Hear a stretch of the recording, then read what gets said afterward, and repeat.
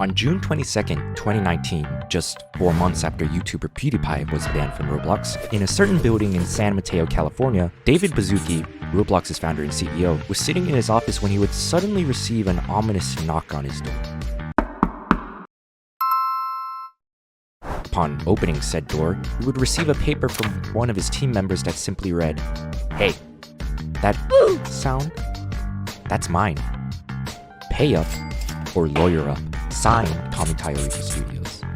Now, if there's anything Builderman hates more than anything, it's losing money. So of course, he refused to pay. And a quick note, while researching this topic, I found a lot of online comments stating that the studio simply demanded $10,000 for Roblox to have full rights to the oof sound created by sound designer Joey Kuras. Pay up, and the sound was Roblox's forever. Unfortunately, I fell a little short finding actual concrete proof that all they had asked for was $10,000. So for the first time ever, I'll take these comments at face value and put my trust in the people of the internet, which, maybe not the best idea. But 1 year later, Roblox receiving a court summons over its iconic death sound became a viral story that couldn't be hidden from the players anymore. So David had to make a decision: pay up or negotiate. And I like to imagine the team meeting went a little something like this. "Hey, David, the riots over us possibly removing the oof sound are getting pretty crazy out there. I mean, look, we made on average $7 million a day last month. Don't you think we could just pay the guy to keep such an iconic sound? It would be a small loss in revenue, but just for the players?" No.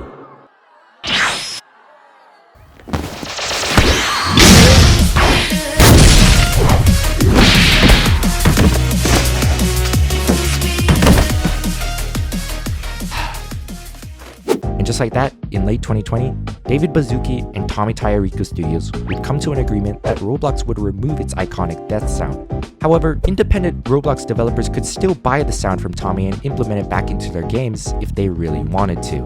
Essentially, Roblox lost no money, and developers would be the ones to lose money if they wanted their game to keep the iconic death sound.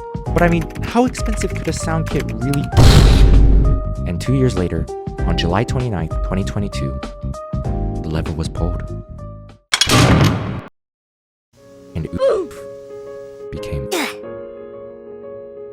Now, there's a lot of complaints still to this day that the new sound is similar to the sound of someone moaning, but personally, I think that's kind of pushing it. Well, that was kind of stupid. Why didn't they just pay up? What were they trying to achieve with this change? Don't lose money? And that, my friend, is a great question. And the topic of today's video, going over Roblox's stupid updates and decisions. And hey, if you're curious about what the next stupid update we're going to talk about is, or new to the channel, like the video and subscribe. It helps the channel a ton, and it's free. Now, it's important to note that some updates that may have seemed stupid in the past were not really as bad as people made them out to be back then. A prime example of this is Arro. Now, for an introduction to body types, there are 3 types of avatars on Roblox. R6 or 6 joints, which is the body type I use for all animations on this channel. And then there's R15 or 15 joints. Newer players are probably most familiar with this type of body. And believe it or not, there was actually quite a lot of criticism on R15 back then, which is most likely why the R15 trailer has all of its comments hidden except for 7 of them, and all of them are positive. But now in 2024, no one really cares about R15 or hates it. And the same can be said for the third body type, Arthro or Anthro. This body type, well, even I can't deny it looks quite different, but it's without a doubt the most promoted body type by Roblox employees themselves, with David himself using it since it came out. It's no surprise that the avatar was heavily criticized with how different it looked. I mean, just look at this developer forum post of someone asking how to create a script to kick players that have an Arthro package equipped. And if you scroll down, someone actually made him the script, and the guy responds, "Thank you so much, it worked." Sorry, I lost a bit of focus there. Or this video from 5 years ago by Roblox YouTuber Dennis trying Arthro for the first time, with the top comments stating, "October 24th, 2018 is the day Roblox added Arthro. Hundreds of thousands of players quit. The Roblox community may rest in pieces." Oof.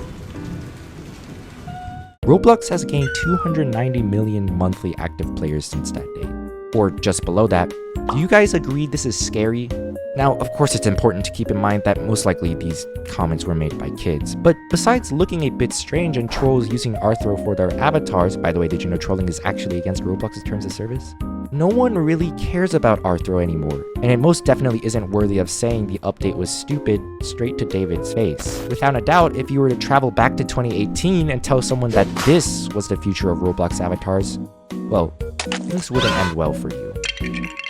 And there are a lot of cool avatars out there now because of Arro. And even though I'm not a big fan of Arro taking away from the classic aesthetic of Roblox, I wouldn't go so far as saying it's stupid because it did achieve its original goal of creating more diversity in avatars, which was the whole point of it. Arro is a prime example of how public opinion on subjects can easily change over time. Something that was so hated is something that nobody really cares about anymore. This next stupid update may be something a little more unfamiliar to many of you, and it's known as the Dynamic Price Floor Update. Roblox originally implemented the price floor in 2013. The price floor made it so all items had to have a minimum price they could be sold at. In a since-deleted blog post, Roblox stated they had 3 goals with this update. First, to raise the quality of items in the catalog. Second, reward makers and sellers of avatar items. And third, to incentivize non-paying users to buy Robux. 11 years later, on February 22nd, 2024, Roblox updated the price floor to a dynamic price floor. The dynamic price floor essentially looks at what items are being sold the most and least, and then adjusts the minimum price creators can sell them at accordingly. Yes, it's basically the Roblox stock market. And you can go online and find the current minimum prices for all avatar items and accessories right now. And wow, the cheapest hat you can get right now is 85 Robux. I remember buying hats for like 30. Now, the reason this update is stupid, well, let's take a look at Roblox's original goals for implementing the dynamic price floor. These two, I would say, were a success. Roblox did it. Quality in general did go up, and people are definitely spending more on the site. However, this one, reward makers and sellers of avatar items, well, if you look up dynamic price floor on Google, there isn't a single positive thing said about this. In fact, one of the first sites you see from the results is the developer forum post where the creator states that the dynamic price floor is harming their sales and punishing them. But this is just one person complaining. Maybe it isn't representative of the Roblox community as a whole. So I met with many other UGC creators and asked them what they thought.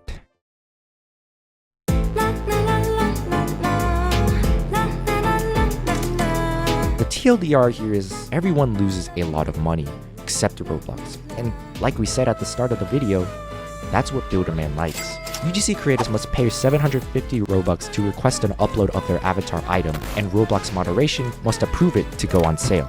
However, it's not uncommon for Roblox to just decline your upload request and then not give you back the 750 Robux you spent. And they can do this over and over again. The best way to put it is like what modeler Spoony stated here. The dynamic price floor makes it so the ratio for profits is even negligible sometimes. Everyone pays more except Roblox. And remember, the price floor can change at any moment, at any time, to literally anything. And of all the UGC creators I talked with, not a single one of them said a good thing about the price floor, even when I asked them if there was anything good. Reward makers and sellers of avatar items, and like compress them into a ball and throw them off a building. While these two goals were met, the most important goal, the one meant to benefit the players, did the exact opposite. It hurt the players, all of them, and that's pretty stupid. So why don't they just revert the update, or lower the price floor to something like 20 Robux? Yeah, David, why don't you do that? I mean, you might lose some money. Oh.